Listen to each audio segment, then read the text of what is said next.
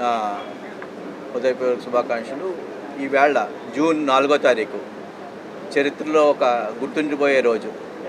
ఆంధ్రప్రదేశ్ రాష్ట్ర రాజకీయాల్లో ఒక చరిత్రాత్మకమైన రోజు. ఈరోజు రాష్ట్ర ప్రజల యొక్క వ్యతిరేకతను చూపించి 2024 జూన్ 4న నిరంకుశ పాలత్వానికి వ్యతిరేకత పలికిన రోజు. ఆ రోజు నుంచి ఈ రోజు వరకు సంవత్సర కాలం పాటు ఈ ఎన్డీఏ గవర్నమెంట్ ఓన్లీ అభివృద్ధి నిదానంగా పనిచేస్తూ వస్తుంది. ఈ అభివృద్ధి నిదానంగా పనిచేస్తూ వస్తున్న విధానంలో ఓర్వలేక ఈవేళ ఏదో వెన్నుపోటు దినం అని చెప్పి వాళ్ళు మొదలుపెట్టారు. వెన్నుపోటు దినము అంటే ఏంటో కూడా అర్థం తెలియని వాళ్ళు ఇటువంటివన్నీ చేస్తారు. ఇప్పుడు మేము వస్తూ ఉంటే చూసాం సర్పంచ్ జంక్షన్లో 10 మంది కూడా లేరు ఆ వెన్నుపోటు దినంలో. దీంట్లో ప్రజల యొక్క మద్దతు లేకుండా చేసే కార్యక్రమాలన్నీ అలాగే ఉంటాయి. మేము మా ఎన్డీఏ గవర్నమెంట్ మేము ఓన్లీ అభివృద్ధి వైపే పనిచేస్తాం. మాకు ఇక్కడ కూర్చున్న కాకినాడ పార్లమెంట్కి సంబంధించిన నాయకులందరికీ ఒక ప్రత్యేక అవగాహన ఉంది. మా కాకినాడ డెవలప్మెంట్ విషయంలో మేమందరం కలిసి ఒక ఐకమత్యంగా రాష్ట్ర ప్రభుత్వంతో మాట్లాడి నెక్స్ట్ 4 ఏళ్ళు కూడా ఏ విధంగా చేయాలి, సంక్షేమ కార్యక్రమాలు ఒక విధానం, ఇండస్ట్రియలైజేషన్ ఒక విధానం, ఈ రెండింటిని కలిపి ఎలా చేయాలన్న ఆలోచనతో మేము ముందుకు తీసుకెళ్తున్నాం. మా ప్రణాళిక ప్రకారం నెక్స్ట్ 4 ఏళ్ళు కాకినాడ జిల్లా బంగారు జిల్లాగా మారుతుంది. ఇది నేను మీకు హామీ ఇస్తున్నాను.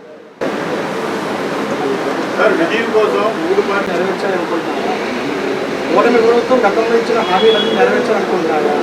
2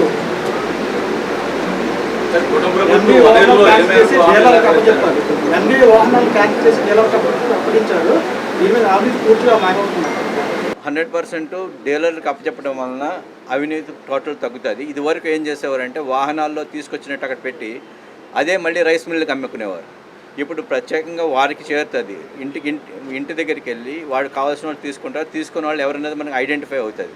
అదే మనం వాహనానికి ఇచ్చేసిన తర్వాత అతని ఒక్క రెస్పాన్సిబిలిటీ అయిపోతే ఆ వాహనంలో ఉన్న రైసు ఎక్కడికి వెళ్ళిపోతుందో తెలిసేదే. మీకు ఇదివరకు జరిగిన స్కామ్ అంతా మీకు తెలిసిందే. ఇప్పుడు మాత్రం ప్రతిదీ కూడా అకౌంటబిలిటీ, డిజిటల్ ట్రాకింగు, ఎవరింటికి ఎలా వెళ్ళాలి అన్నది ఒక కార్యక్రమంతో చేశారు. అందుచేత దీంట్లో ఎక్కడ అవినీతి జరగడానికి ఆస్కారం లేదు. కూటమి ప్రభుత్వం అంటారా 6 హామీలని 100% అమలు చేస్తాయి. 2 హామీలు ఉన్నాయి. 2 హామీలు ఆగస్టు 15 బస్సు ఇది, ఈ నెలలో మిగిలిన ఇది కూడా 2 హామీలు, 6 హామీలు 100% అమలు జరుగుతాయి.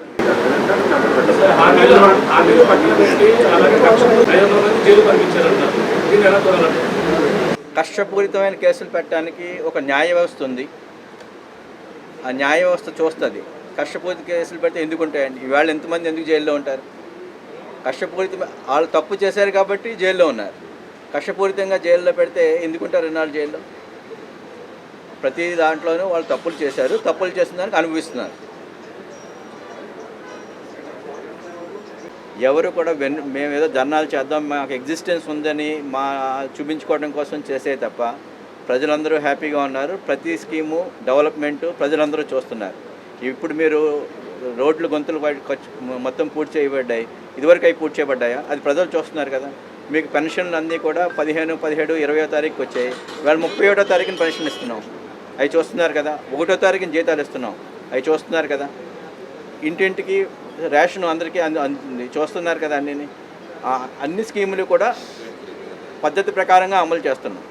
అంచేత దీంట్లో ఎన్డీఏ ప్రభుత్వం చాలా గర్వంగా చెప్పుకుంది. ఈ 1 సంవత్సరం చాలా అద్భుతమైన పాలన.